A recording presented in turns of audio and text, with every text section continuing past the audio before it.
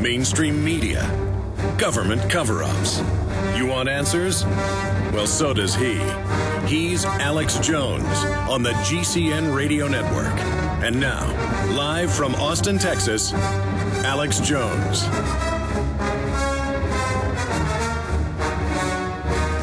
All right, for the next 30 minutes, we're going to continue in this discussion that is seldom trodden here on my broadcast, the paranormal, things like that. But we're interviewing, on IMDb, it's Secret Stone. I think they've changed the name of the film to Greystone. And it's from their own personal experiences, Sean Stone. Again, more cameos than Alfred Hitchcock, director, producer in his own right, his father, Oliver Stone, and Alex Wraith, his friend, who he's co-writer, co-creator of Greystone. And we'll also talk to him about when hopefully we're going to see this film hit. And Alex Wraith will be joining us coming up in the next segment. Then we're going to shift gears, continuing with Sean Stone, and have Jeff Steinberg on to get into the Cecil Rhodes whole system and this whole New World Order system. But we're going to go to Alex here in the next segment. But in the 4 minutes we've got left in this short segment, Sean Stone, other points you want to make about Greystone is going to be called Secret Stone, Greystone. When do we are going to see this film? Where can we check it out on the web, IMDb? What should we do? Yeah, no, it's almost as though, you know, the forces of darkness are not exactly happy we're revealing something, because I think it's very honest, and it's been a very tough film to make. We've had a few setbacks in terms of financing falling through, but the film is cut, so we're just working through finishing it, and then you know, ideally toward the end of the year we should have something at least starting to come out. I'm not sure what venue yet, but we'll get theatrical sooner or later. Everything's a process, especially in the independent film. Oh, absolutely, yeah. It really is tough. Now, you got interrupted by the break. You were getting into Bohemian Grove, Skull and Bones, admitted worship of Lucifer, the elites obsessed with numerology, voodoo. I even heard, of all people, Michael Savage saying yesterday, he wasn't joking, he believes the royal family's into the occult. Multiple British prime ministers, Tony Blair's in major newspapers being possessed by a spirit, flopping around on the ground. His wife's a witch. I mean, this is mainstream news, folks. Just Google Tony Blair, the occult. You'll get all the mainstream news. They are into this. Why do people in power positions, why so often are they Hitler, you name it, obsessed with the occult? I think it's clear. I think it's biblical. Think about the fallen angels in the Book of Enoch. The concept that, you know, when Lucifer and the army of the fallen come to earth, they become the so-called watchers. They come to copulate with female women and to teach man the mysteries, to teach him magic, to teach him metallurgy, to teach him the crafts of, you know, for warfare and for politics. They are all the various civilizations of old talk about these gods who give them the information for agriculture, for example, right? The great solar teachers, the great white Anki, for example, or the sun god of the Mayans, and these various cultures. They're all gods, right? So imagine that they're not. It's not about alien or not. It's something of a higher order, of a demonic sort, or angelic, perhaps in its positive aspects, but in its negative aspects, it's demonic. And if these fallen are separated from God, and they are the rulers of this earth, the secret rulers, the shadow rulers, that makes more sense to me in terms of conspiracy, because the conspiracy is so far-reaching and ongoing. How can you maintain this? People ask about centuries and bloodlines. Why do bloodlines maintain their power and their interest? I mean, I know certain certain families that tell me, oh, if your money doesn't go back to pre-1400, you're nouveau riche. Yeah. Now think about that. I mean, what kind of world do we actually live in? I mean, most of us really live blind and in this kind of existential crisis day to day. That's the way that we're meant to live. And nobody's more blind than the atheist. And no one is more blind than the atheist. That's very true. Because faith is the one thing that kept me alive, I'm sure, throughout this entire journey into that realm, was the pure faith that, you know, in God and trust in Him, and, you know, His words, Christ's words, I always invoked, because ultimately I know that protected me in very dark times from very scary things that happened and very malevolent forces. Yeah, well, you also come from a powerful family, and that attracts this type of stuff as well.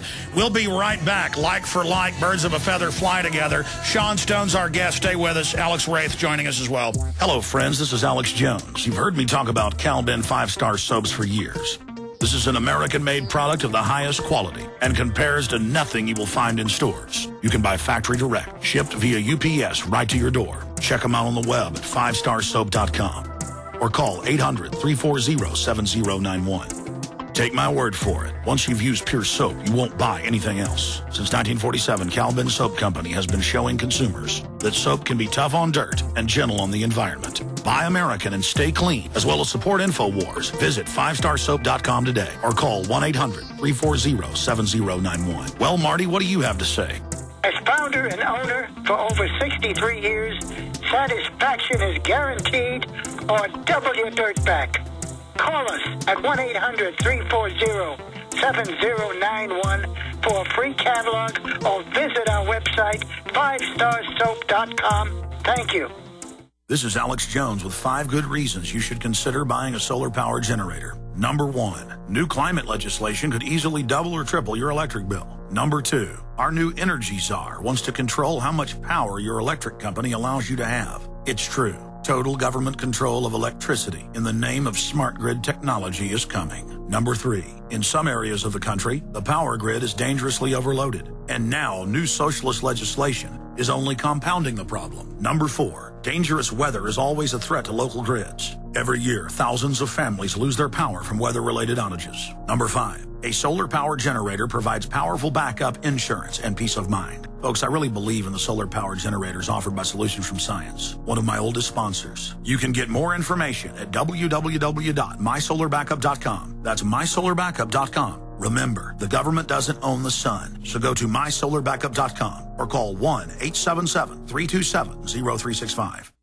Alex told you the government announced recently that the recession is over. It ended on June of 2009. The millions of Americans unable to find work might not agree. Perhaps the recession ended for the bankers and government employees, but for the rest of us, things seem to be getting worse. Gold and silver haven't heard the news either. They've begun their long-expected journey to the moon. In addition to converting your shrinking dollars into gold and silver, you should consider a food savings account from eFoods Direct. They both make fabulous investments. Food is our greatest dependency, and we know it will be more precious than any financial resource. You and your family need food to survive a crisis, and you can't eat paper, stocks, or metals. Alex has been urging you to invest in delicious, easy-fix meals to enjoy now or save for long-term. This will freeze the cost of your food while you can still afford it. Visit efoodsdirect.com on the internet or call 800-409-5633. That's efoodsdirect.com or 800-409-5633.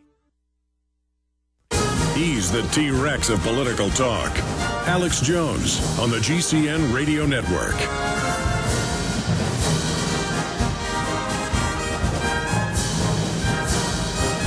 Well, Sean Stone, the maker of Greystone, an upcoming film, son of Oliver Stone, actor, producer, writer, director in his own right, is our guest. Coming up in about 30 minutes, we're going to shift gears into his thesis at Princeton dealing with the New World Order, Cecil Rhodes, Anglo-American establishment, Rhodes more well-traveled, more of this world. But as they say in Shakespeare, there is more in this world, Horatio, than just the things that are in your books. But going back to Sean Stone, Sean, what does your dad, Oliver Stone, think of this work you're doing? You were telling me that you met Alex at some type of event with your dad, Alex Wraith, we're about to go to. What does Oliver Stone not just think of the paranormal investigation you're doing, but also your thesis at Princeton years ago with the New World Order? Obviously, he knows about the hidden establishment as evidenced by JFK and other seminal works he's done. Yeah, he's actually doing a history series right now, a 10-part history series or 12-part for Showtime, and it's called The Forgotten History of America. And he's getting into some of these things because he's focusing on mostly the Cold War period, but from World War II for the most part forward. And, at the end of the day, I don't want to speak too much, for him, but I think, the most important thing is at the end of the day, he's an artist. And I think he would not consider himself, politically driven insofar as he feels that there's a certain obligation you have to society. And I think he feels, that Greek conception of a society that he wants to help in his quest for truth, and that he can do that by being an artist. And I think he encourages me insofar as it's a very difficult, obviously, business that we're in, film, because you really don't know from day to day where your next project's going to come from, where your money's going to come from, your paycheck, because there's always droughts. But at least I know that he encourages this ultimate quest for truth and a desire to sort of serve society through, if it's through art, if it's through storytelling, then so be it. However you can be of service and be of aid to your culture. Sure. Well, we didn't get you here to just talk about your dad, but obviously it's fascinating. You watch the film Any Given Sunday, where all the football teams have names like Templars, Aztecs. We see all-seeing eyes on the backs of the football helmets. I mean, obviously your dad's letting everybody know he really knows what's going on.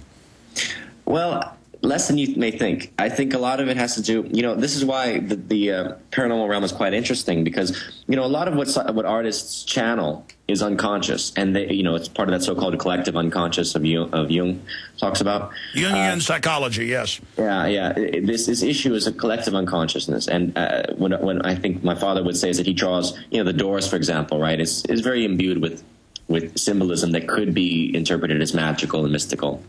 But fundamentally, I don't think my father really got into that realm, and nor does he necessarily want to know too much about it. I don't want to speak for him, but I don't think that he may know as much as you're implying about secret societies. Sure. And I think he doesn't want to, but he does channel it, because we all have this reptilian brain, let's say, and we have our pineal gland, and we're able to, through meditation, to actually hone in on certain energies and waves that are around us, and they're imparting information. Yeah, to well, us. that's the 100 monkey system. They found that monkeys in a research lab 3 miles away in the Caribbean, once they've taught the other monkeys at another facility 3 miles away, magically the other monkeys suddenly are able to do the same task without being taught it. That's been proven over and over again. I just think about, didn't your dad write Scarface? Yeah. Well, I mean, Scarface, Tony Montana's saying, it's the banks. They had it for 1,000 years. They'll have it in 1,000 years. They're the one laundering the money. There it is, government drug dealing. I mean, he's obviously super smart, that's all I'm saying. Oh, yeah. No, he's very intuitive and very intelligent. I think sometimes he maybe doesn't want to run into certain. At the end of the day, you kind of have to make your deals with the devil, in a sense, if you want to keep working. So he may not want to be as overt in attacking. Sure, just here's a big blockbuster movie where the State Department's meeting in South America with Tony Montana about assassinating somebody from the UN to cover up government drug dealing. I mean, I'm just saying, wow, and just giving him some props there. Shifting gears to your associate, Alex Wraith, why don't you introduce him again instead of, he's got a long bio here with films and research and screenwriting, but introduce Alexander Wraith. Yeah, no, I mean, I'm as I said in the beginning, I met Alex at a dinner with my father back in 2009. He's a good friend of my dad's, and I had never met him before. So I was in New York for Wall Street for one day shooting a scene, and we all had dinner that night. And Alex was going on about these various projects that he was putting together as a writer, and he was breaking into these mental hospitals and trying to shoot a little movie, like really candid camera style. And I just loved his energy, and I thought, let's go in. I'm curious about this realm, this paranormal realm that I've always been curious about, but I never had experienced in any way. I'd never had any phenomena throughout my life, and I was 24 at the time. So I went with Alex the next night, and he's just a very intrepid adventurer, and very courageous, and always willing to take a leap and dare and live it and experience it, and never backing down from a challenge. So we went and we had a whole series. That was, Greystone was only the beginning of experiencing haunted phenomenon and going to mental hospitals. Well, we're definitely going to have you back on in the future with Alex to break down some of the other experiences. Alex Wraith joining us. Alex, how did you get into all this? I mean, how did you begin investigating this? Well, to tell you the truth, Alex, it's kind of like the way you go out and, you guys hit out the Bohemian Grove, and it's for that same feeling. It's that same, to get that, not rush, but to explore, to be an explorer, a modern-day explorer, like to go into the adventure unknown. When you go into a building, or when you go into tunnels, when you go into an area that's unexplored and no one's really there, you get an essence of, like, of The final frontier. Exactly. The fourth dimension. That's it, man.